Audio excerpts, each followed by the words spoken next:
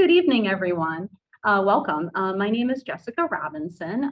Thank you all for joining us for this program tonight. I work as an adult services librarian for Heights Libraries, for those who don't know me. If anyone has any questions, either before or after the program, you can email me. My email is localhistory@heightslibrary.org, and I'll also put that in the chat in a minute.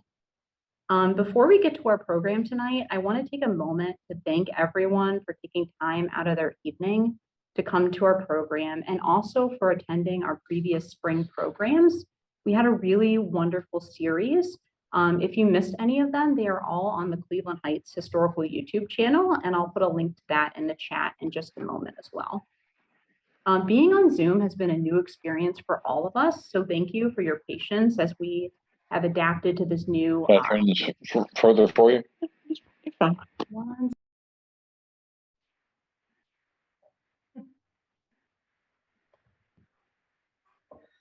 Okay, I'm sorry that I clicked something and okay.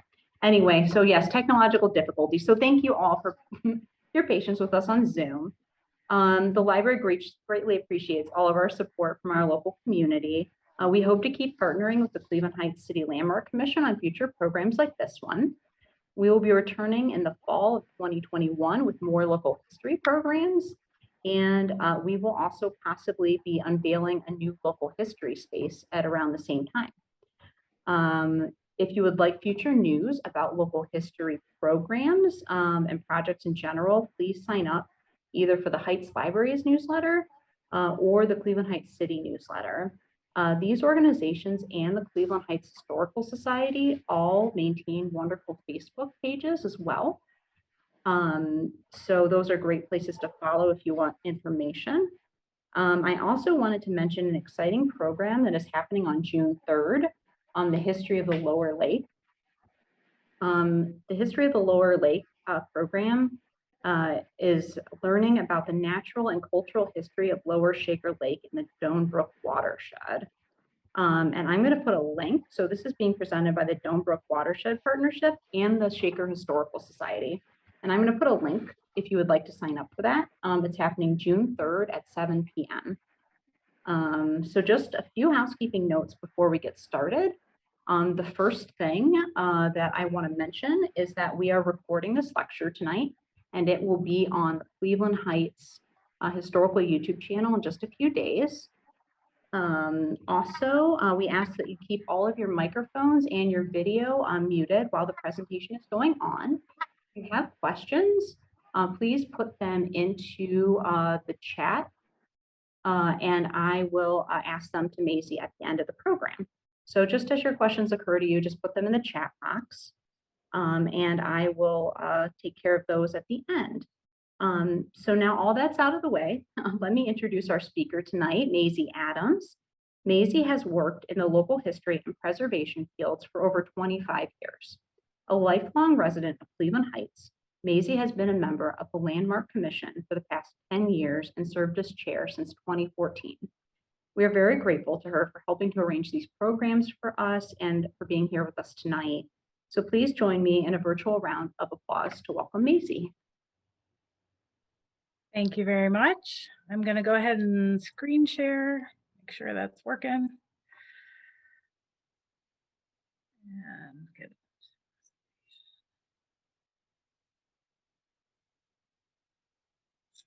Oh, come on. There it goes. All right.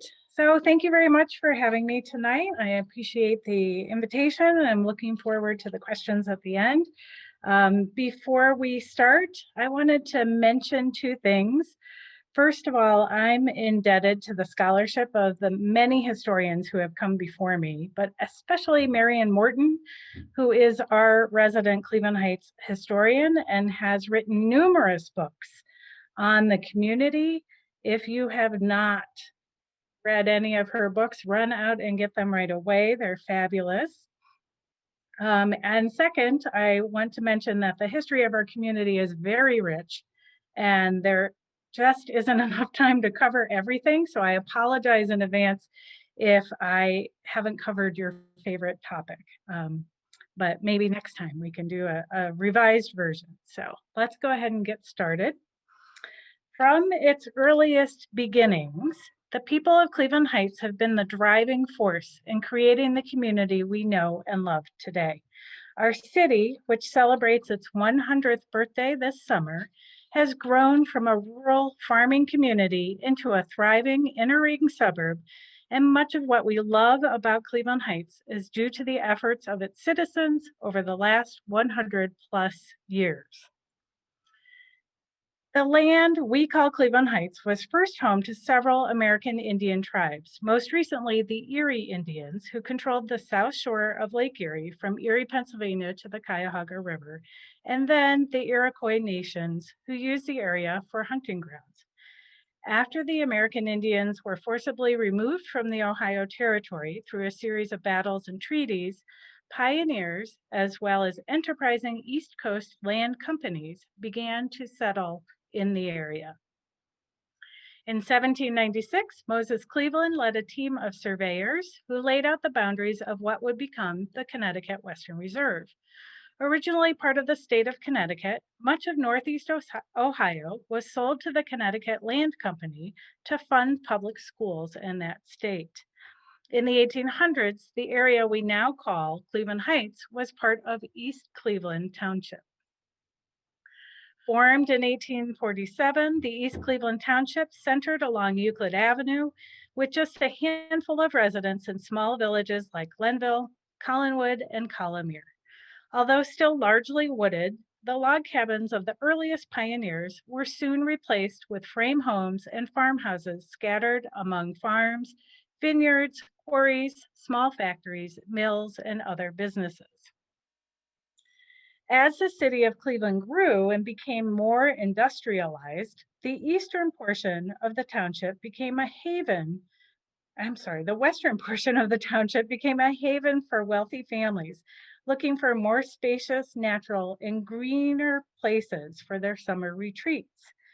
Better transportation helped bring more people into the area as well. The East Cleveland Railway Company's horse car ran along Euclid Avenue from 1862 to 1884. However, the high glacial terrace or escarpment that creates the Heights as we know it made traveling into what would become Cleveland Heights pretty difficult. In the mid-19th century, our community remained mostly rural with farms, vineyards, and quarries. Much of the commercial activities centered along three of the area's oldest streets, Mayfield, Superior, and Noble. Laid out in 1828, Mayfield Road, which is the one that's running diagonal up this map from the bottom left up, Mayfield Road connected the rural community with Cleveland and then with other communities to the east. Superior and Noble roads provided access to the small villages and rail lines closer to the lake. And that area inside the circle there is really what was the center of what would become Cleveland Heights, and that's the intersection of Superior and Mayfield. Families with now familiar names like Silsby, Compton, Lee, and Taylor farmed the land, ran small businesses, and started forming the community we now call Cleveland Heights. In 1849, Henry Taylor bought 122 acres of land between Mayfield and Euclid Avenues, along the street that now bears his name.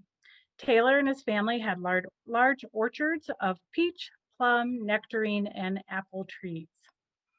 Other farmers in the area included Willard White, who lived on Noble Road in this home, which he built in 1851, and William T. Quilliams, who built this farmhouse in 1867 on the street that now bears his name. Both White and Quilliams chose properties with easy access to the commercial and transportation hub of Collimere Village via Noble Road. John Peter Pryor bought 75 acres in 1864, moving into a small sandstone house that still stands today on Superior Avenue. Pryor planted vineyards on his Lakeview farm and which covered much of what is now Cumberland Park and the surrounding neighborhood. In addition to farms, the small township also had quarries. Several neighborhoods grew up along the quarries, where they quarried blue stone, and hence the name Bluestone Road, on which this house sits. And their workers and their families lived right around the quarries. In the southern section of what would become Cleveland Heights, Richard Penty built a home on his farm along Fairmont Boulevard in 1853, and John Hecker followed suit in 1873. Others opened resorts in the area. John D. Rockefeller opened a water cure resort in this grand structure in what is now Forest Hill Park. Later, Rockefeller used the mansion for his family's summer retreat. This small but growing community of families set down roots, developing the institutions that support community life, including schools. The 1860 Superior Schoolhouse served the more western portion of town, while the students in the more easterly area attended the 1876 Noble Road Schoolhouse, seen here. Residents also formed small congregations, like the Fairmont Methodist Episcopal Church, which first met in the Superior Schoolhouse before moving to a small church next door in 1878. This congregation would eventually become what we now call Church of the Savior. As Cleveland grew and advances in transportation came along, this small rural community soon developed into a bustling suburb. Cedar Glen became the main entrance to the area from downtown Cleveland. Cedar Glen, which is seen here in the 1890s, if you aren't familiar with it, is something you probably have driven on. It's the winding multi-lane road that most of us drive up when we're leaving University Circle and heading into the Heights. The first development in Cleveland Heights was just up Cedar Glen. The Cedar Heights allotment included Grandview, Belfield, and Cecil Place. Homeowners here could easily go into Cleveland for work and then come home to the cleaner air of the Heights. And this is obviously very early on in that development's history. There are only a handful of structures there.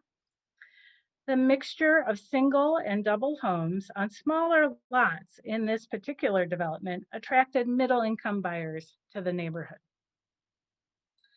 In 1891, developer Patrick Calhoun planned a neighborhood for a higher-end clientele. Laid out by landscape designer E.W. Bowditch, the curving streets and large lots of the Euclid Heights allotment boasted the large homes and mansions of many of Cleveland's elite families. In an effort to attract buyers to his development, Calhoun built the Euclid Club, a golf course and clubhouse at the intersection of Fairmont and Coventry.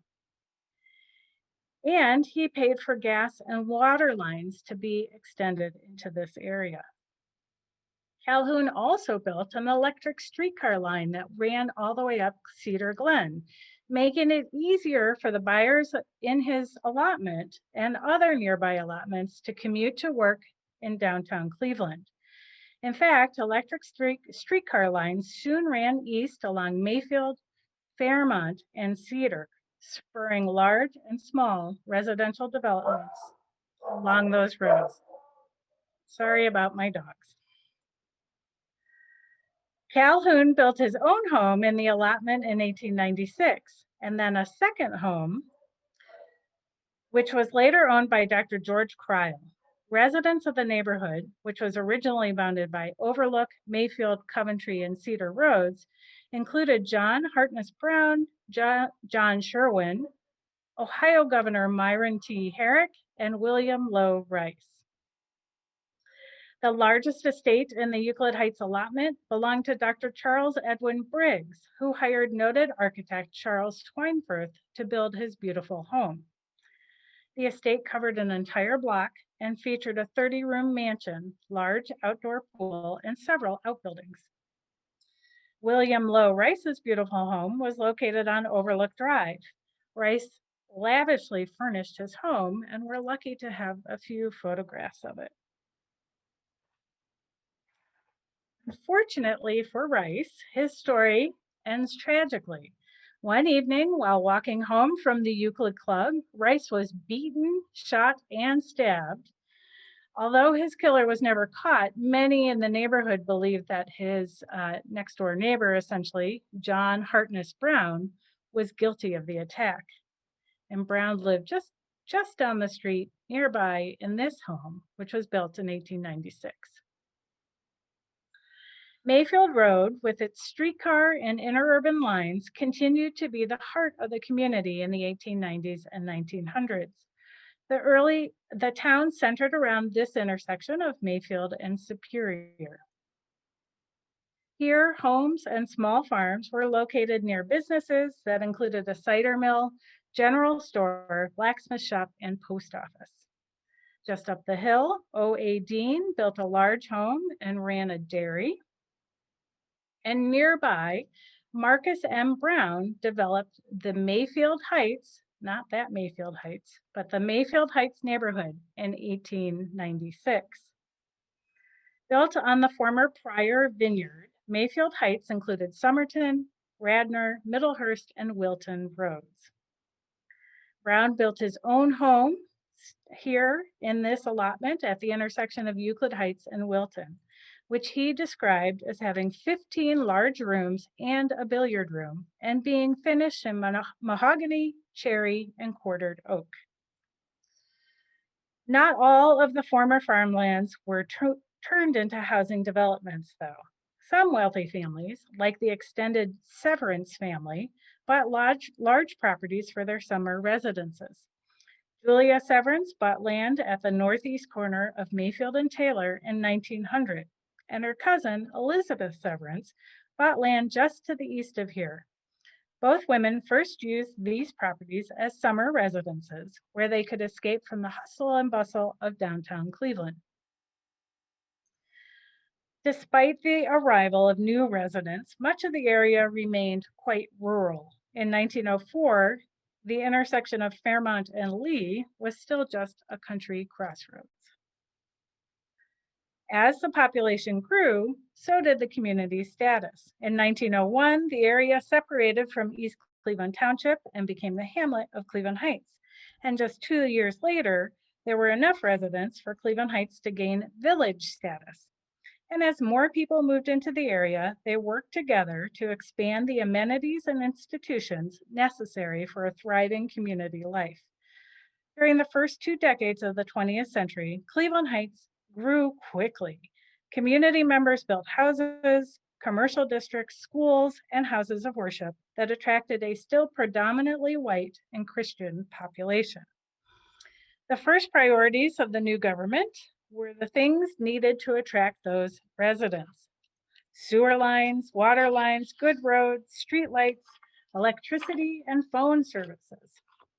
Most important of all of these were the extension of the streetcar lines, which solidified Cleveland Heights as a streetcar suburb. In 1904, the Cleveland Railway Company extended a line east on Euclid Heights Boulevard, and 2 years later, they extended lines east on Fairmont Boulevard, and that happened even before the actual roadway itself was completed. Residents built a new city hall in 1909 near the original voting booth at Mayfield and Superior, and focused on expanding the community schools. James Haycox and Asa Post donated part of their land near Euclid Heights Boulevard and Lee Road to the school district, which it then used for Lee School.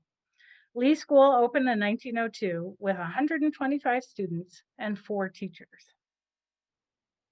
Just a few years later, Roxborough Elementary School opened near North Park Boulevard and in view of this particular streetcar line. And you can see the building way far back, almost in the middle in the distance.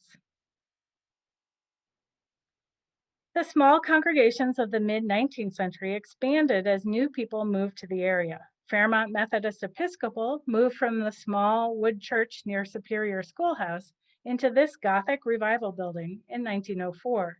And this is the oldest house of worship still standing in Cleveland Heights. The Van Swearingen brothers, famous for their terminal tower, developed land near Fairmont and Lee in 1904, creating Fairfax, Arlington, Wellington, Stratford, and Guilford roads. The carefully planned neighborhood boasted high architectural standards and strict deed restrictions. Just down Fairmont, Barton Deming bought the old Euclid Club golf course and created another high-end development. He advertised his Euclid golf allotment, which he developed starting in 1913, as a land of great beauty with well-kept lawns, tastefully treated homes, where more and more Clevelanders of culture and refinement want to make their home. Deming used his own house, designed by Howell and Thomas and located at the intersection in Fairmont and Cedar, as the gateway to the development, which included the streets running off Fairmont between Cedar and Coventry. Dr. Nathan Ambler built this beautiful home in 1872 on what is now Fair Hill. And he located his home near his own water cure resort, which was located at the base of Cedar Glen. 30 years later, Ambler's son, Daniel O. Caswell, developed much of the property into Ambler Heights, a collection of high-end mansions on large lots between North Park and Cedar at the top of Cedar Glen. The beautiful area overlooking University Circle attracted prominent Clevelanders who built homes designed by architects including Meade and Hamilton, Howell and Thomas, and Walker and Weeks. Middle-class developments also flourished. Both the Cedar Heights and Mayfield Heights developments were quickly built out during this time period, and the extension of streetcar lines further north and east opened even more areas for development. These neighborhoods offered a mix of single and double homes and included many of the amenities that attracted new buyers: sewer and water lines, electricity, access to public transportation, and trees. From 1916 to 1919, 25% of the homes built in Cleveland Heights were doubles like this one. Developers purchased the large farms from the 1800s to create these new neighborhoods. James Haycox partnered with Charles Asa Post to develop Oak, Sycamore, and Whitethorn roads, which are right off of Lee. And Grant Deming, brother of Barton, successfully developed 3 allotments in Cleveland Heights: Forest Hill, not that Forest Hill, Hyde Park, and Minor Heights.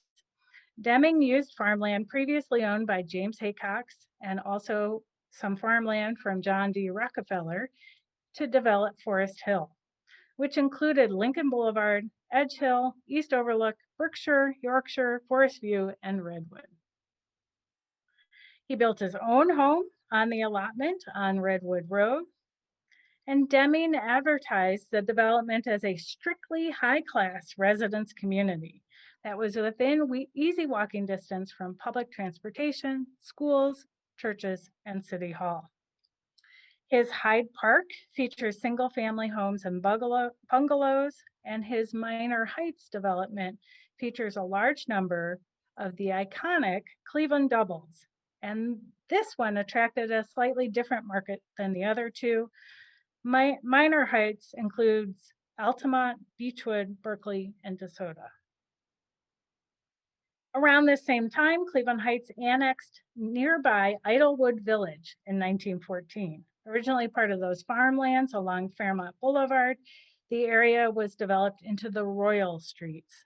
That included Clarendon, Bradford, Taylor, Queenston, Kingston, Princeton, and Canterbury roads.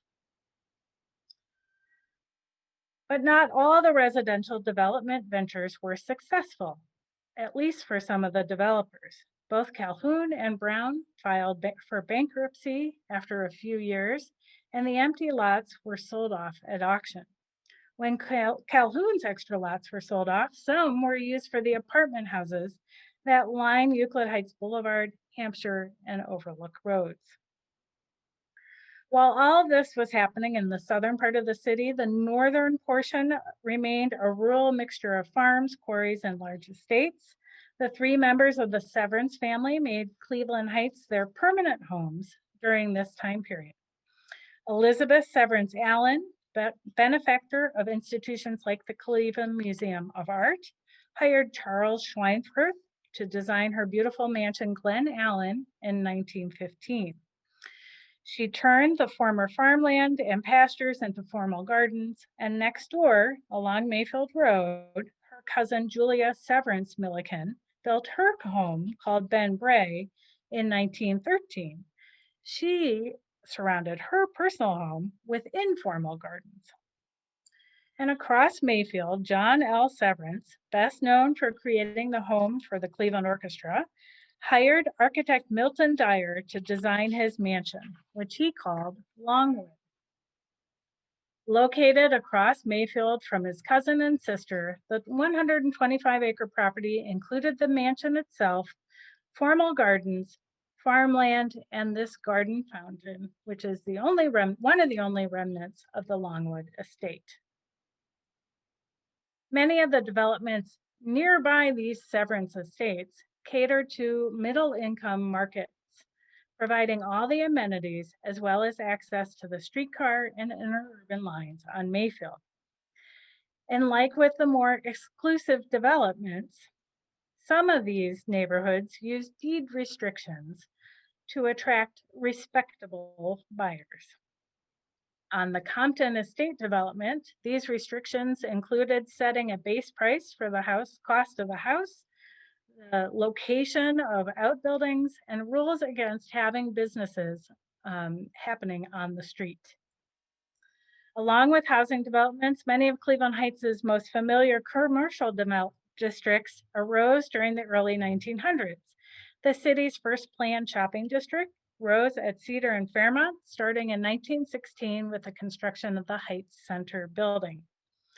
Commercial districts with stores, shops, and offices grew up along the streetcar lines, and the city boasted these commercial districts at Mayfield and Lee, Mayfield and Superior near City Hall, along Coventry between Euclid Heights and Mayfield, at Cedar and Lee, and seen here at Stadium Square on Taylor Road.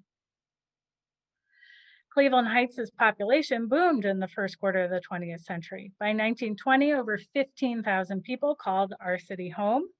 And as the community grew, so did its civic institutions. The city hired noted architects Howell and Thomas to expand and redesign City Hall at Mayfield and Superior. In 1921, Cleveland Heights officially became a city, with Frank C. Kane serving as its mayor, a position he would hold until 1946. Kane oversaw the incredible population boom along with the related commercial and residential developments. Through his strong, some might say heavy-handed leadership, Kane ensured that Cleveland Heights remained a residential streetcar suburb with small commercial districts and no industry. And the city just kept growing. By 1930, we had over 50,000 residents in Cleveland Heights, and the streetcars were extended even further west. But by this time, they were competing with cars and buses. Smaller allotments arose in the 1920s, especially in the northern section of Cleveland Heights. John L. Severance used a portion of his estate, Longwood, which is in the center of this photograph, to create the Severn Park allotment, which included Severn, Shannon, and Bendemeer. Some of these developments touted their nearness to the Severance and Rockefeller families as attractive selling points. Advertisements for the Potter estates, which included Castleton, Woodridge, and St. Albans, extolled its closeness to Rockefeller's Forest Hill estate. And nearby, the Inglewood allotment attracted a higher-end clientele who wanted to rub shoulders with the Severances. The architect designed homes on wooded lots in this neighborhood, attracted professionals, executives, and medical doctors. And our commercial districts just kept growing. At Cedar Fairmont, new buildings like the Seafair and Heights Medical Building filled with stores, restaurants, and offices. The Alcazar Hotel added a Mediterranean flair to the Cedar Fairmont district. Completed in 1923, the Alcazar offered rooms for both long and short-term guests. Coventry developed into a mixed-use district with businesses, offices, and apartments lining the street. Many of these supported Cleveland Heights' growing Jewish population, which first settled in this neighborhood.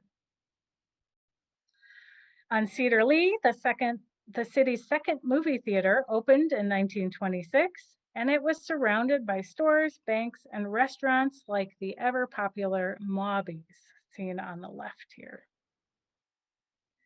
The school district responded to the influx of new students by expanding existing schools and constructing new buildings, including a new high school, seen here, and a second junior high. In the 1920s, earlier buildings for Roxborough and Noble Elementaries were replaced with larger ones, and the district added 4 new elementary schools. The community's religious institutions grew as well, building large and imposing structures throughout the city in the 1920s, including St. Paul's Episcopal Church at Coventry and Fairmont, St. Anne's Catholic Church at Coventry and Cedar, and Grace Lutheran Church on Cedar Avenue. The small Jewish population grew as well, and many families were migrating east out of Glenville and into the Heights. In the 20s and 30s, despite a chilly reception from the predominantly Protestant community and anti-Semitic deed restrictions in some of the housing developments, several Jewish congregations set down roots in Cleveland Heights. The Temple on the Heights opened in 1926 on Mayfield, just east of Lee Road. In addition to schools and congregations, the residents of Cleveland Heights founded civic clubs. The clubs raised money for local causes, provided educational and cultural opportunities, supported the library, and focused on community issues. Cleveland Heights' libraries were first based within the local elementary schools, but as need for services grew, residents helped fund the construction of the library's first separate home on Coventry, which opened 1926. The city's government continued to provide improvements and amenities to attract new residents. In addition to paving streets and installing utilities, the city developed public parks. Laid out by noted landscape designer A.D. Taylor, Cumberland Park featured an instantly popular pool, which was built in 1927. The Great Depression hit Cleveland Heights hard, stopping much of the housing and commercial development for most of the 1930s. Excuse me for a second. For instance, John D. Rockefeller Jr. had planned a major 600-home development to be built on his family's Forest Hill estate. But because of the economic downturn, only 81 of the beautiful brick homes were finished in the Forest Hill neighborhood. During the Depression and the difficult war years, the city government and civic organizations worked together to keep the community stable and to support its hardest hit residents. The city hired local men to work on park improvements, and welfare groups provided food, clothing, and medical relief for struggling families. The federal government poured over $2 million into Cleveland Heights through New Deal efforts like the Civil Works Administration and the Works Progress Administration. Projects included street improvements, public art projects like the WPA mural inside Oxford Elementary School, and various public park improvements. These are tennis courts at Kane Park, and also covering the creek. They're culverting this creek that created the ravine in what is now Kane Park. Many of these federal efforts were augmented by city and county projects. In 1934, Dr. Dina Reese Evans, a teacher at Heights High, directed the first theatrical performance in the ravine of what would become Kane Park. 5 years later, the city completed construction of a new amphitheater which they named in her honor. In 1936, the public library system opened a new branch in a beautiful Walker and Weeks building on Noble Road. and that served the northern portion of the city. The community's religious organizations continued to grow and prosper. For instance, Fairmont Presbyterian replaced their small wood frame chapel at the intersection of Fairmont and Coventry with this large sandstone church in 1942. This church was later added onto again. And despite resistance from some, Cleveland Heights had the second largest Jewish population in the Cleveland area by 1940. Several temples and commercial businesses for the Orthodox community opened along Taylor Road between Superior and Euclid Heights Boulevard. And the Park Synagogue congregation hired architect Eric Mendelsohn to design its home, which opened in 1946. Another group that faced resistance coming into Cleveland Heights were African Americans. Those who hoped to purchase homes in the city faced significant intimidation. And it wasn't until 1923 that a Black man, Alfred Copes, built and lived in his own home in Cleveland Heights, seen here at 2498 Princeton Road. In 1930, just 1% of the city's population was Black. Businessman Alonzo Wright purchased a home on Hampshire Road in 1931, but he had to use a very convoluted process, presumably to obscure the fact that an African-American man was buying the house. Unfortunately, the home was bombed anyway, which was a common thing that happened as Black families moved in. And not surprisingly, the percentage of Black people in Cleveland Heights didn't increase significantly for another 40 years. One of the last large-scale residential developments in Cleveland Heights followed the same pattern as the earlier ones we've talked about. Hugh Williams, who lived in this house with his father and his family, and the home was built in 1867. The family were civic leaders, and they were active in anti-slavery movement, and they lived and farmed on the property for a long time. But in the 1940s, they decided to develop it. So you can see that the property is all that blank space right there.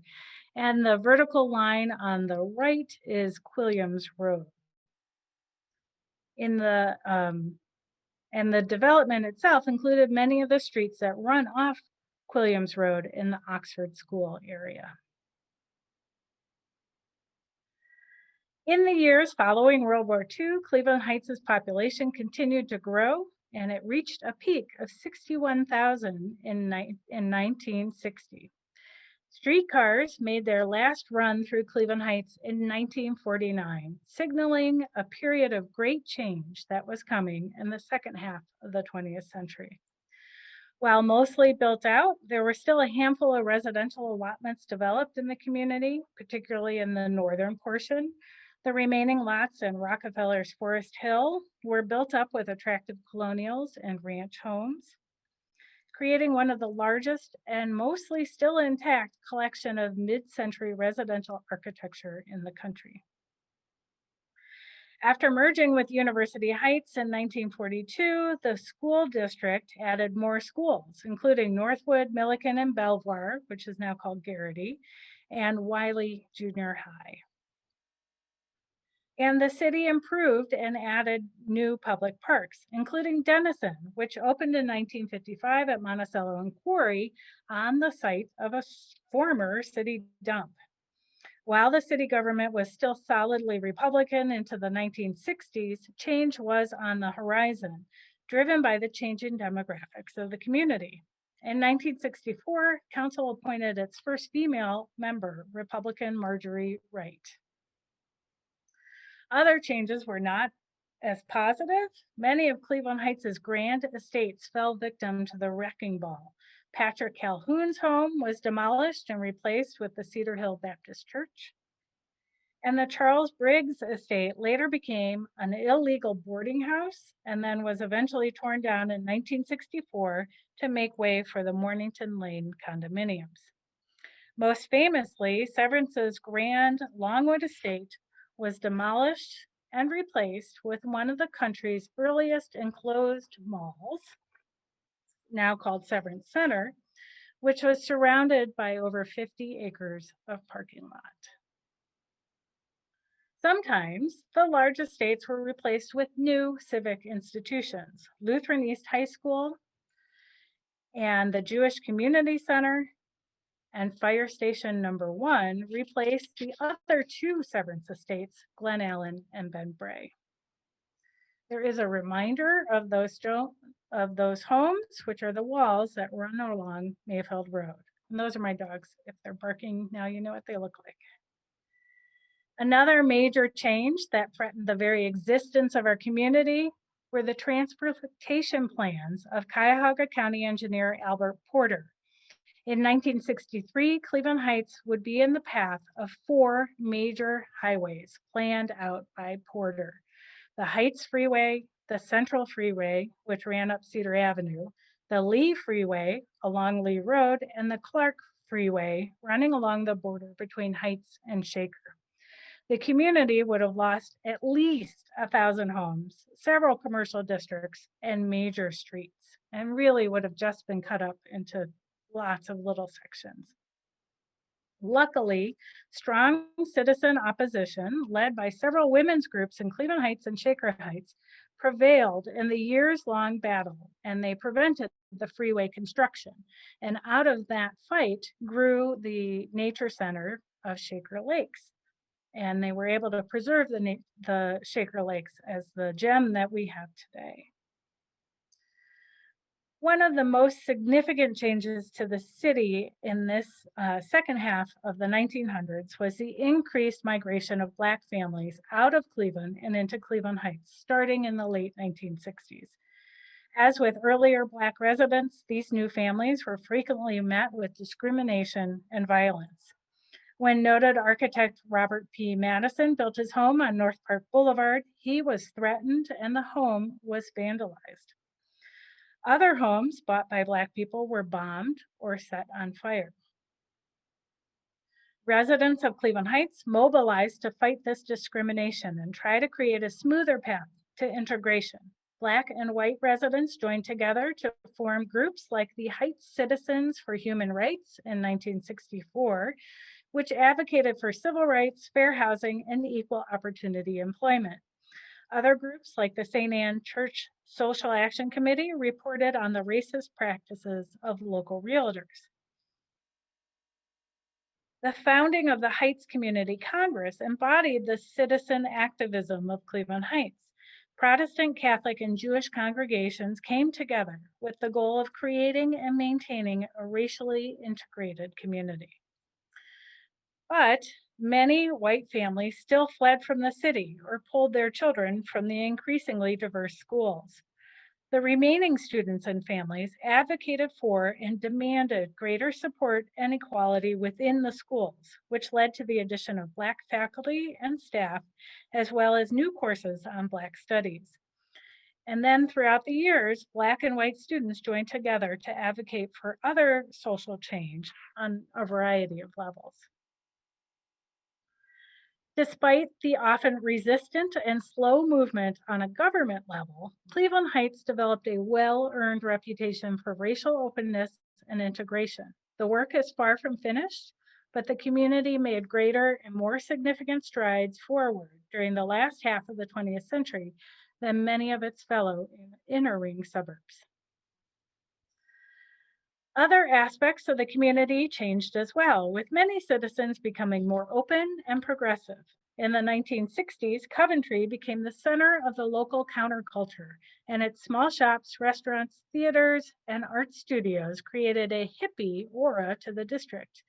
Annual street fairs attracted people from near and far.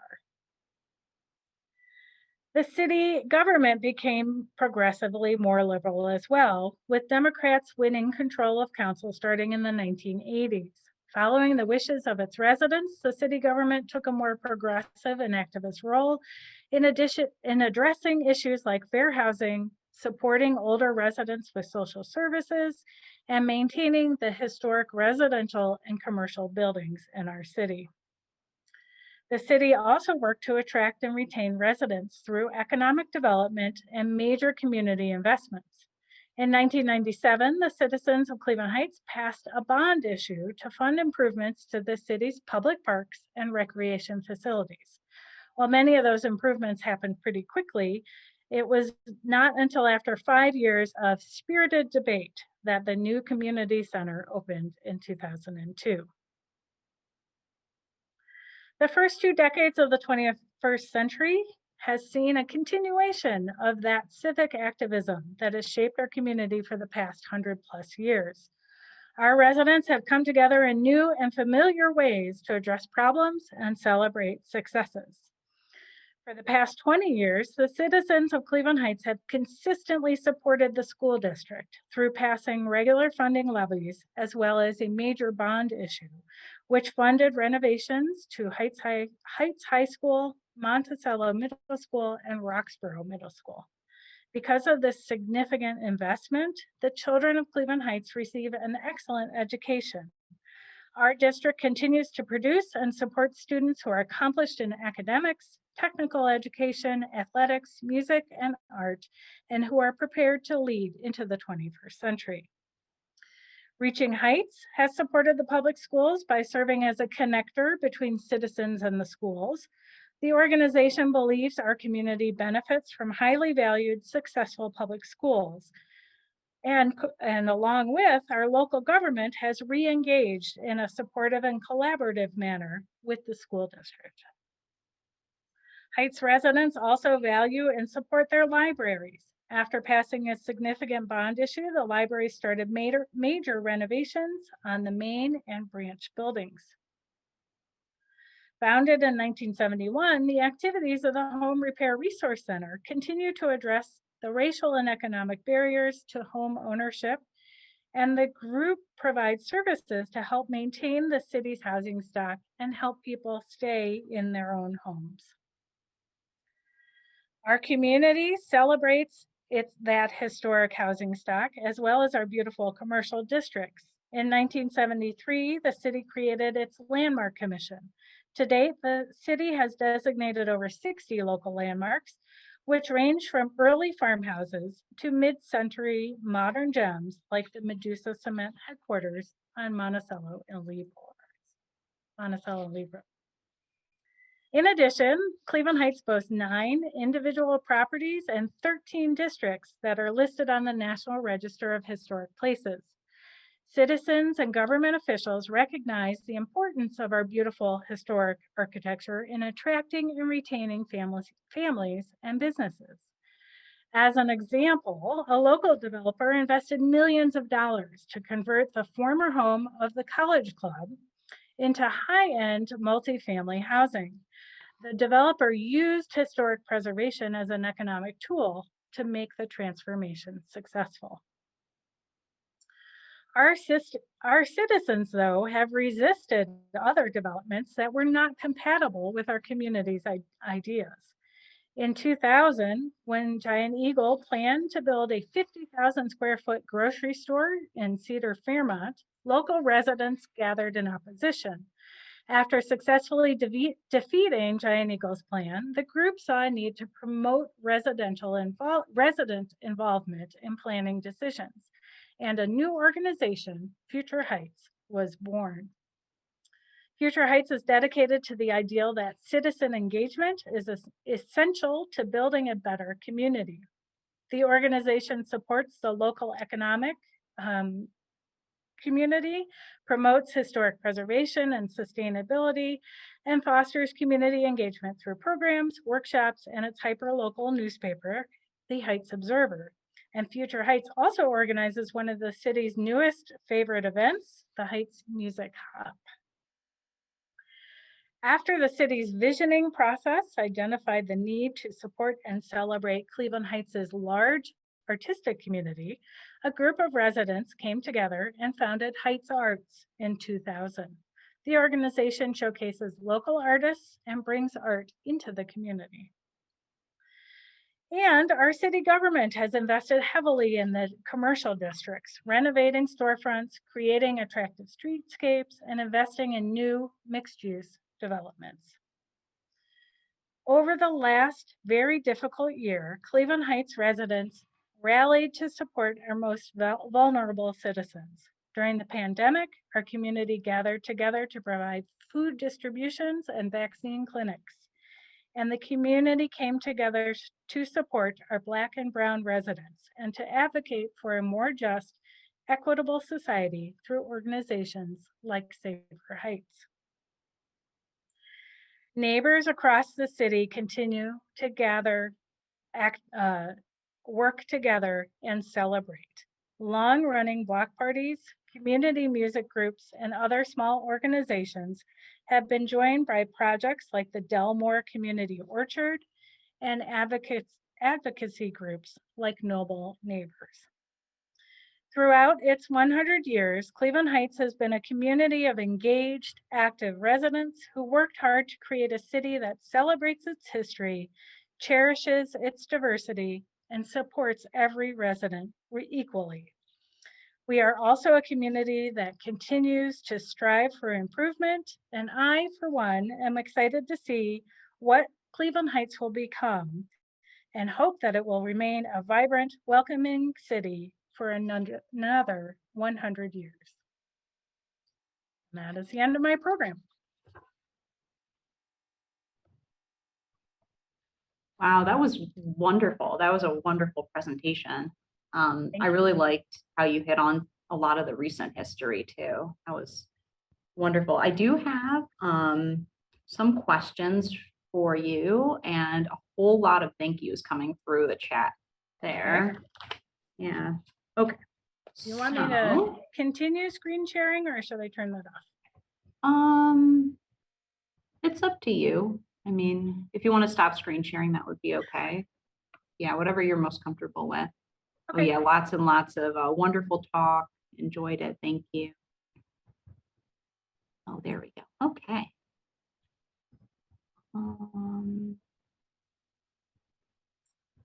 All right. So I will do my best to answer whatever questions come through. Yeah. So our first question is from Audrey. She asked, do some of these houses still stand and which ones? That was towards the beginning of the presentation when you were talking about the Severance house and some of those older, like Longwood and those kind of places. So the 3 Severance estate homes, which were Longwood, Benbray, and Glen Allen, are no longer standing. But the vast majority of the houses that I showed in this presentation are still standing. And many of them are actually Cleveland Heights landmarks, which is why I included them. But much of those neighborhoods around Euclid Gulf, Euclid Heights, and things, and in those other developments I talked about are still standing and just as beautiful as they were the day they were built. Okay.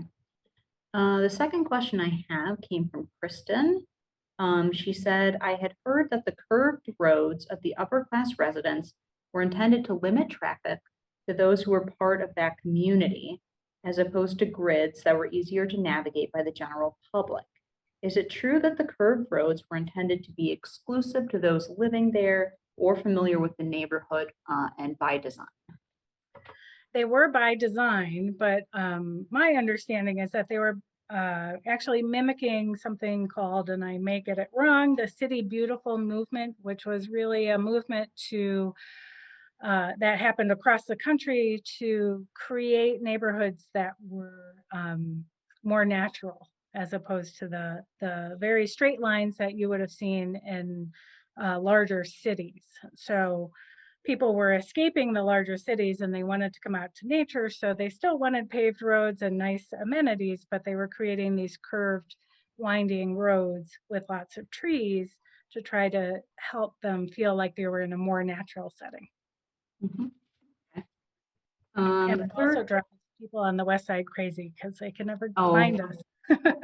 Yeah, the roundabouts in particular kind of things, I think, really confuse people. So the third question I had was from Anne. She wrote, I've always been confused by the names for Heights neighborhoods, such as Euclid Gulf. And she said, this has been helpful, but I wonder if there's a map that clearly shows these neighborhoods currently. I think towards the end of the presentation, you had. Yeah. Yes, there is a map, and that is available on the city's website. The city, if you, that one is through the planning department section, they talk about landmark commission and some of the city's landmark buildings and districts. The city has also created a centennial landing page where you can find links to a lot of that information as well. Mhm. There is, that map is actually slightly out of date. We have one new National Register listing that just happened this year, which is Oakwood, which is up on the very northern side. It used to be, well, it's basically where Walmart is now. There's a beautiful street of lovely homes right behind it that was recently listed on the National Register. Okay. The fourth question I had came from Carrie. It says, can you speak about the favoring of a second high school, I believe in the late 1950s? Let me scroll up and see if I got that right. That there was a movement favoring the development of a new high school in the late 1950s or 60s? That may have happened. I am not 100% familiar with that. I know that was the peak of when our population was. So I also think that there was, actually, now I've got it. There was a plan for a second high school or some discussion about it. It would have been over in the northern part of the community, and it ended up not happening.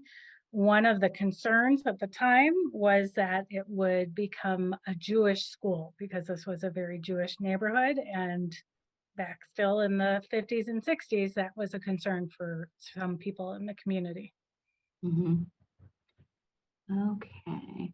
And then I have a question from Carla. It says, would you like to speak to the historic change of government that citizens overwhelmingly voted for in 2019? We will be voting for our mayor for the first time this year. Yes, that is exciting. One of the many things I didn't have time to include. It will be really interesting as a historian to see how that plays out, but it is a big change for our community. I think the transition will take some time, so we'll really feel the effects of it a few years afterwards.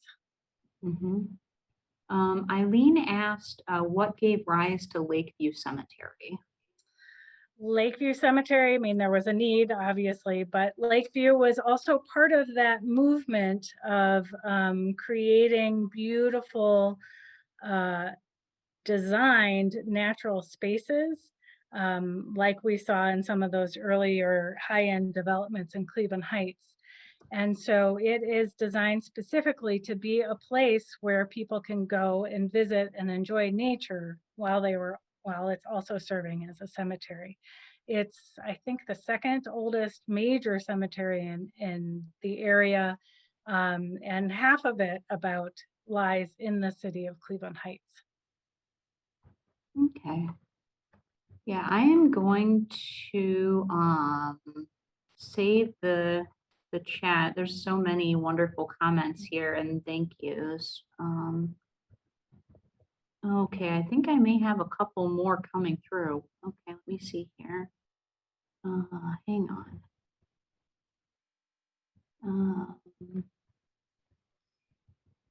I don't know if you'll know the answer to this. Someone asked if the Oakwood area neighborhood behind Walmart and the old golf course is open for casual walking. It's actually a private drive. So, I mean, I don't know that they're going to stop you from walking down the street, but it is a private drive. Yeah. Marilyn asks, what is your favorite street? I'm going to say I love Inglewood, which is the street that I live on. I love that we have this little pocket on the northern side of town. Visitors over here are often surprised with the great housing that we have in our historic district. So I love my street. Okay. And I am getting a lot of questions about whether or not this is going to be recorded and available later. It is being recorded and will be available on the Cleveland Heights Historical YouTube channel. And I just put the link in the chat for that again. Mike asked, are there any plans to move the Forest Hill Park into the Metro Park umbrella? It needs a lot of repair and would be a shame to lose. That I don't know. Yeah. I saw Louisa Oliver mention the church that I talked about, that's on Superior, is actually still standing, and it is still a church. It was recently taken over by a new congregation whose name I can't remember, but is also a landmark. It's on Superior near Mayfield. It's white and blue. Many of you, I'm sure, have driven by it. Okay.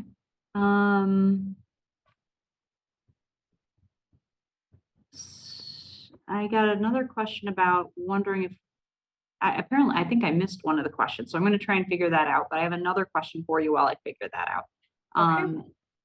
And it says, may I ask if you could provide a quick summary of the decline of the streetcars? There was a bit of conversation in the chat about the streetcars and how their decline came about.